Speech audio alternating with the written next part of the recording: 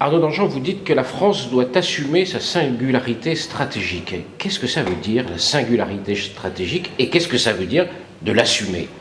Ça veut dire que dans le monde tel qu'il est aujourd'hui, dans une transition complexe et un peu chaotique, la France, elle a d'abord une singularité statutaire. C'est un pays de l'Union européenne, de l'OTAN et du Conseil de sécurité des Nations Unies. C'est pas rien, ça crée des obligations, ça crée une responsabilité. C'est le seul pays européen, avec le Brexit, qui est dans cette situation. Donc statutairement, la France a un rang particulier, avec des obligations qui en découlent.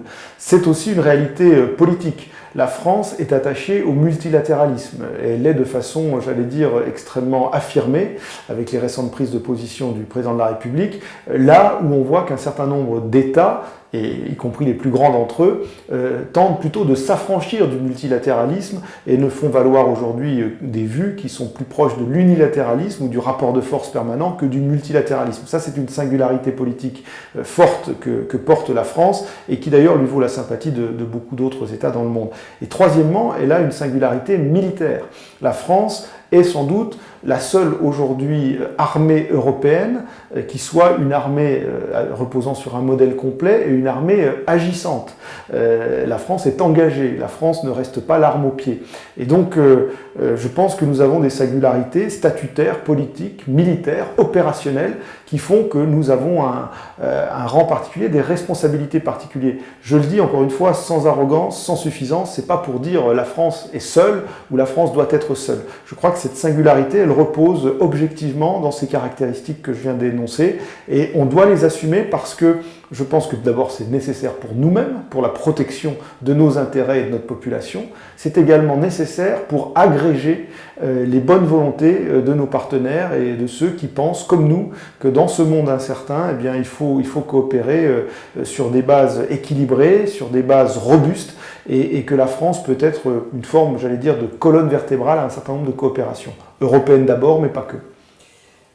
Dans le tableau du monde que vous faites de la situation stratégique, dans la revue stratégique, au-delà des crises qui sont bien connues, vous parlez de l'affaiblissement du système international. Et c'est même un des points essentiels de votre analyse. Qu'est-ce que c'est que cet affaiblissement du système international ? Le contexte dans lequel on évolue aujourd'hui est en plein bouleversement. Depuis 1945, un certain nombre d'institutions avaient été mises en place sur le plan économique, commercial, politique, militaire, pour réguler les relations internationales. C'est finalement une histoire de régulation, comme dans d'autres domaines. Ces amortisseurs de choc avaient bien sûr évolué avec la guerre froide et puis la domination américano-soviétique, puis la fin de la guerre froide et puis l'avènement d'un nouvel ordre international, mais on était resté dans des cadres relativement normés, régulés. Aujourd'hui, tout ça vole en éclats. C'est affaibli, plus ou moins délibérément. D'abord, c'est affaibli par la mondialisation, qui, avec, j'allais dire, l'amplification de certains phénomènes, réduit les marges de manœuvre, réduit un certain nombre de normes. C'est affaibli par l'attitude des États eux-mêmes. Quand un État comme la Russie annexe une partie de l'Ukraine en violant un accord qu'elle avait elle-même signé sur la souveraineté de ce pays, c'est un affaiblissement du droit international, c'est un affaiblissement des architectures de sécurité européennes.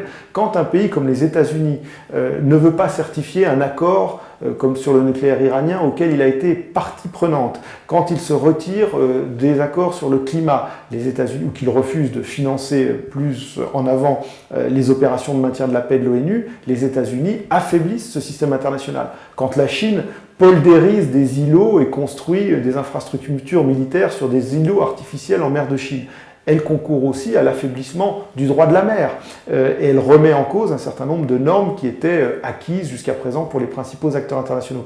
Voilà des exemples par lesquels, à des degrés et avec une nature diverse, les grands acteurs internationaux s'affranchissent du système qui avait été mis en place. Moins de régulation, moins d'amortisseurs de choc, beaucoup plus d'instabilité et d'incertitude avec des nouveaux États qui veulent émerger et qui veulent s'affirmer et qui le font de façon décomplexée, y compris sur le plan militaire, en bougeant leurs alliances, en remettant en cause leurs alliances. Pensez aujourd'hui à l'attitude extrêmement ambiguë que peut avoir la Turquie par rapport à son positionnement occidentale à l'intérieur de l'OTAN. Pensez à l'Iran, qui aujourd'hui est en position de force dans la recomposition du Moyen-Orient. Pensez à l'Arabie Saoudite, qui aujourd'hui n'hésite pas à faire valoir militairement ses droits en menant une guerre au Yémen contre des milices qu'elle accuse de mettre en cause son intégrité territoriale. Donc vous voyez bien qu'on a beaucoup plus d'acteurs agissant. On a beaucoup plus d'acteurs, mais de nature et de degrés différents, très hétérogènes. Ces interactions dessinent aujourd'hui un monde en transition et qui bouleverse le grand système international qu'on a connu depuis la fin de la guerre froide. Dans les grandes orientations que la revue stratégique propose, il y a l'accent mis sur la prévention des crises. Mais qu'est-ce que vous entendez exactement par prévention? Qu'est-ce que ça veut dire d'avoir une action stratégique de prévention? Ça veut dire deux choses essentiellement. Ça veut dire d'abord que la France a des atouts à faire valoir si elle articule bien sa diplomatie, sa politique de développement, son cadre interministériel en matière de sécurité, notamment à travers l'ensemble des prépositionnements et des déploiements dont elle dispose. Les Outre-mer, qui sont un atout formidable pour notre pays, nos bases à l'étranger, Djibouti, en Afrique. Bon, nous avons un certain nombre d'atouts pour exister dans une compétition internationale qui se déroule à l'échelle, j'allais dire, planétaire aujourd'hui, et avec une géographie qui se rétrécit. Nous avons ces avantages-là, il faut en tirer parti. Ce n'est pas que militaire, mais c'est une question d'influence et c'est une question de positionnement dans le monde par rapport aux principaux centres d'intérêt, qu'ils soient commerciaux ou stratégiques. Donc la prévention, c'est ça, c'est, j'allais dire, la revitalisation de notre réseau à l'échelle globale. La deuxième chose, et qui est sans doute peut-être plus importante par rapport aux crises dans lesquelles nous sommes engagés, c'est que la prévention, c'est aussi envisager, avant même qu'une crise ne surgisse ou que nous nous y engagions, envisager comment on peut s'en prémunir et comment on peut en sortir. La prévention, c'est tout ce qui intervient, j'allais dire, pour compléter l'action militaire. Et ce qui est très intéressant dans la façon dont on a travaillé sur cette fonction, c'est que c'est les militaires eux-mêmes qui insistent beaucoup sur son importance, parfaitement lucides sur le fait que l'engagement militaire ne peut pas tout.